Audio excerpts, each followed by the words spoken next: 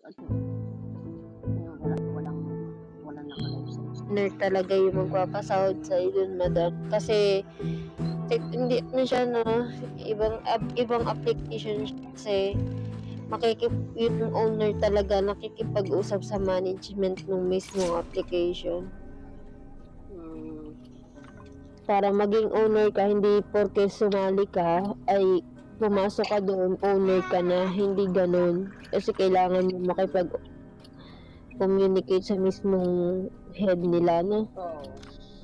Kasi sabi ko, paano ba to? Paano yan?Ig-aaralan ko kasi din siya, madam, tingnan. Sabi ko niya, papasok tayo, tapos siya yung owner. Magkano sinahod? Oo, mababait sila. Ang ayaw lang nila yung ngayon kasi, madami kasi tayo ngayon doon, madam, nasa 100. So, nasa 1,000.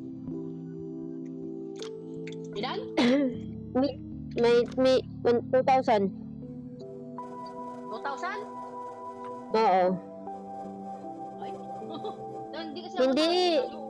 May task kasi ako dun, madam. Alam mo, madam, nahiya na nga lang ako na makiano sa kanila. Di ba host ako dun tuwing umaga? Host ka ba doon? Oo, yung nag-i-entertain ka nang papasok dun, madam. Yung ginagawa yung hello everyone, good morning. Tapos pag may pumasok, sabihin mo. Oo, sabihin mo, kunyari ikaw, Wapepe is coming, ganon. Kasi kailangan doon, madam, may nag-i-entertain. Hindi pwede doon yung basta nakaupo ka lang, hindi ganun doon.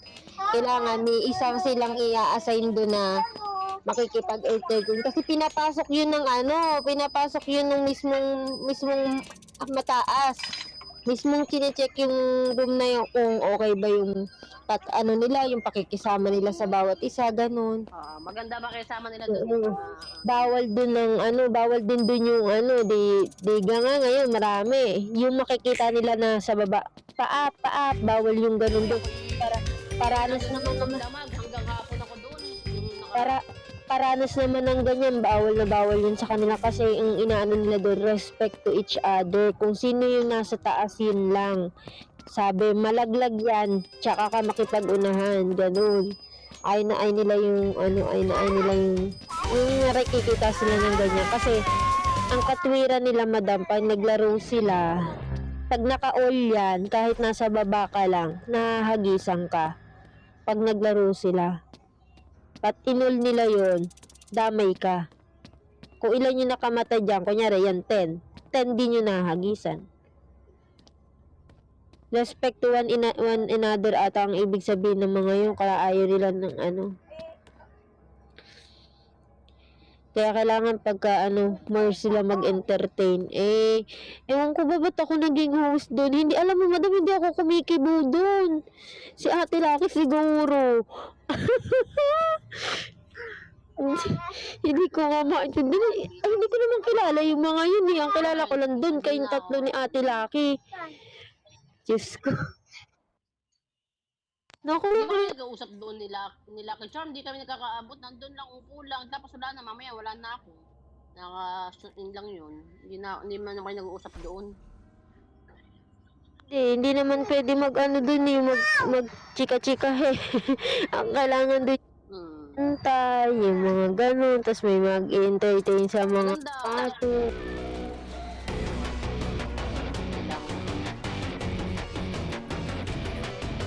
Kung ganun yung sinahod ko dito kasi sinasahuran ako doon.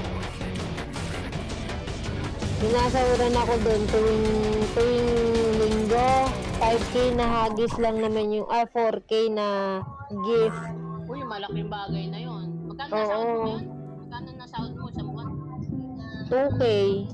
Iniipon ko lang. Linggo-linggo naman yun. Tuwing linggo, isang beses lang niya akong hagisan ng 4K. Okay na sa akin yun kasi okay na yun. Hindi naman ako nag-aano dun, madam. Tapos hindi ko talaga maintindihan paano niya ako naano dun na maging host. Sino ba to? Hindi ko kilala yung mga yun. Sabi ko, sige na, makikisama na lang ako kasi gano'n naman eh. Madaldal ko, teacher, napunta na ako doon. Dapat dapat talaga. Ganyan. Ang kadaldalan, actually, dapat talaga pinakikinabangan yan. O ako nga natatawa ako sa sarili ko kasi sabi ko, daldal ko. Tapos nung naging yung mga ganitong, yan sa Facebook, content creator, nung una talaga, hindi ko yan pinapansin. And then, meron akong isang, kaibigan, sabi niya, nagba-vlog, tapos sabi niya may kita din daw siya. Pinakita niya sa akin. It's not so much, pero kasamahan ko yun sa sa ABS-CBN dati. Nakikita niyo yun, nagko-comment sa akin sa Facebook. Tapos, sabi niya, may kitaan niya. So, tinuruan niya ako. Tapos, sabi niya sa akin, ang dal mo, ganito, ganyan. Tapos, sa live daw, ganyan. Sabi ko, nga, no? Kadaldal ko nga. Ba't nga ba hindi pa kinabangan? Napakinabangan ko rin yung kadaldalan ko. Pagiging content creator. Tama naman nga. Hello, Frenny! Oo, tapos siya, naanuhan ko pa siya, nalampasan ko pa siya. Hello, Frenny! Frenny. Ayun. Frenny, kung gusto mo na may kaaway, magbigay ka ng tala. Tapos, pagkatapos ng bigayan, Grabe yun. Magawa nga yan, Frenny. Na-content mo ba yan, teacher? Teacher, na-content mo yan? Ay, ko-content ko yan.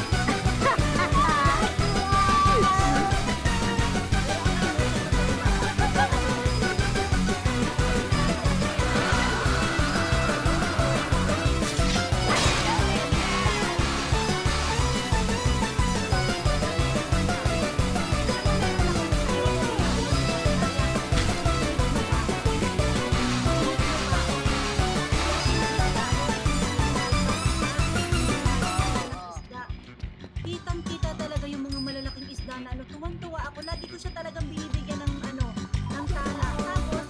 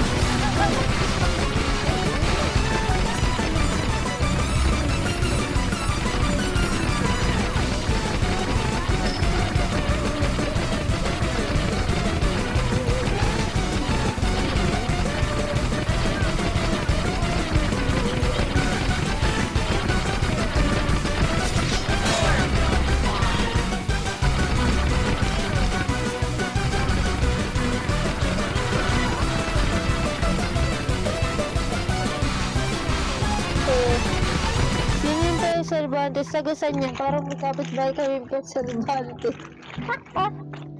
parang Bisaya siya. Ah, Parang Bisaya. Bisaya. Oo, nag-post kasi yan dati. Sabi niya, ang dami daw niyang tali pinamigay. Ang bumalik daw sa niya ay 9 lang. Ang dami daw niya ganito. Tapos inano pa niya yung resibo Tapos sabi, kaya simula nun, tinandaan ko. Sabi ko, tuwing magbibigay sa akin itong content creator na ito, ibabalik ko din. Yun. Bakit? Kaya nung kay Kate Wings, ganun din. Pag binigyan ako ni Kate Wings ng 50, 50 din balik. Binigyan ako ng 200, 200 din balik. Binigyan ako 500, 500 din balik. Ganon, kasi mga manunumbat. Yes, anak. Ganun. Talaga. Pangit kasi yun, teacher. Sabi mo nga kanina, kung gusto mo magkaroon ng kaibigan, gan ka ng tala. Tapos pagka gusto mong kaaway, isumbatan mo. Yun.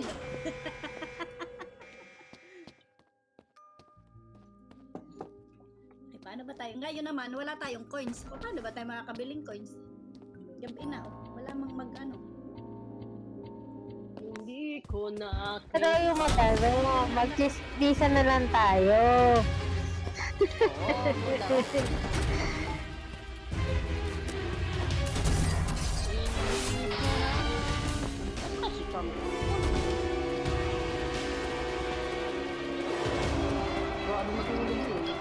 Gabi na. Gabi. Yung ano doon? Madam, ay sir, kukwento ko sa inyo. Nakita mo ba yung mga income doon ng owner? Grabe yung income doon ng owner. Mapapaano ka, mapapasana all ka. May inspire ka eh. Alam mo, income nila nasa 50K, 70,